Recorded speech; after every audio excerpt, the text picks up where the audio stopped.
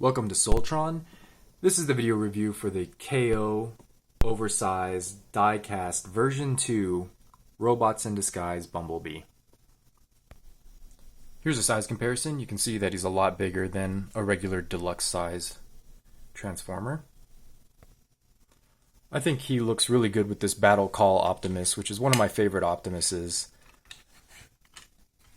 He's probably supposed to be like a lot shorter, probably more of the regular car height, but I think when I transform them into alt mode, they're going to scale really well together. I never had the original version of this figure. I really don't like Bumblebee, but I know some changes they made where this insignia is totally different, and this whole chest piece is all die cast. That's why it's a different shade of yellow. This is kind of a oranger color, and this is a more pale yellow. So this whole thing is die cast, which gives him a good amount of weight. And then his sword is his only accessory. It's a very nice clear plastic. Unfortunately, the handle is more than 5 millimeters thick, so no other figures are going to be able to wield this sword. And then overall, he's got a really clean look. A lot of these Cyberverse or RID figures had really simple transformations and really clean looking robot modes. So I'd like to see more of them oversized like this guy.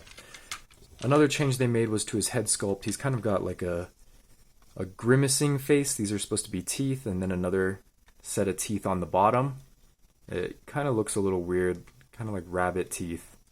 I don't think it completely works, but overall he's a great looking figure. The paint is fairly clean, and it's just a very quality figure. He feels pretty good.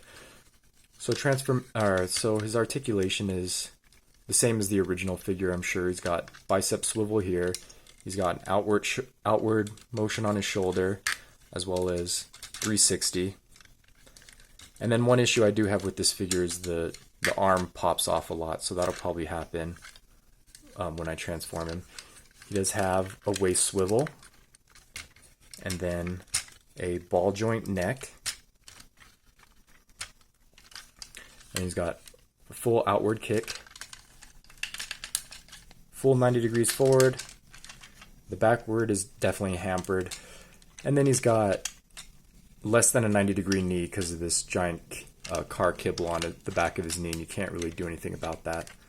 So he's not going to get a full kneeling pose or anything like that. And then nothing for the ankle, unfortunately. So he's got somewhat outdated articulation, but he can still pull off some really good poses. He's got good enough articulation for that. Alright, and transformation on this guy is very simple. So you're just going to straighten out his legs, get his sword out of the way, and then straighten out his arms, get him ready to transform. And then this basically rear trunk piece is going to just flip over his head and completely or halfway cover his chest. And then you also have these door wings in the back, so you can start getting those ready to rotate down. And then his waist needs to rotate all the way around. And then at this point you're going to flip up his toes. And then you can clip the two legs together.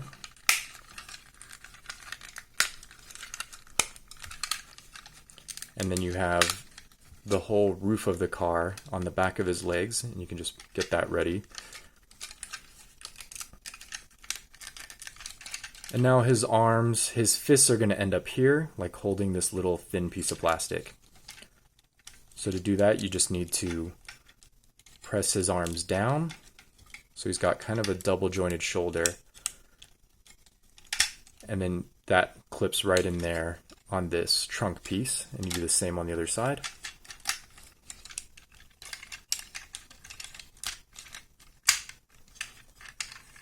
And then once everything's looking good up here, you can rotate these doors into place, which is a little tricky. You have to get them in these little slots.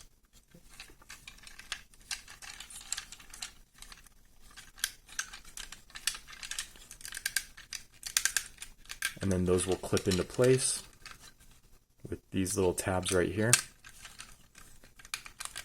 And then finally you can lower the hood or the roof of the car, and there are some like fake seats right here. It looks like there's definitely enough room in here that you could fit a Headmaster or a Titan Master, but it'd be pretty inconvenient to get them in there because these doors don't actually open.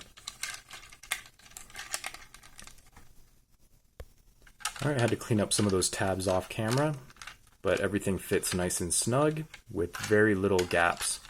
So very clean transformation. And then finally the sword has these two slots that are going to correspond to these two tabs here. And then you just peg that in underneath and you have his vehicle mode, which is identical to the Hasbro version. So pretty excellent looking vehicle. And the plastic on this, the quality is pretty excellent. I would say it's definitely an 8. Some things come unpegged, but you can just slot them back in. But this is good quality plastic. It feels pretty good. It's a little more rigid than Hasbro plastic, so it doesn't have a lot of give, which makes the transformation a little harder. Okay, and here's how Bumblebee looks with Battle Call Optimus Prime. And I think that's a pretty good scale for a car with a semi-truck. I think that is about the right size difference. So that looks pretty good to me. And then the aesthetics match pretty much perfectly. I think they're technically from different lines. This is Cyberverse and this is RID, but they still look really good together. And that was kind of the reason I wanted to buy it, even though I don't really like bumblebees. He's been a great figure, and yeah, I definitely recommend this figure. So I'll leave a link in the description, and you can order yours from Sir Toys.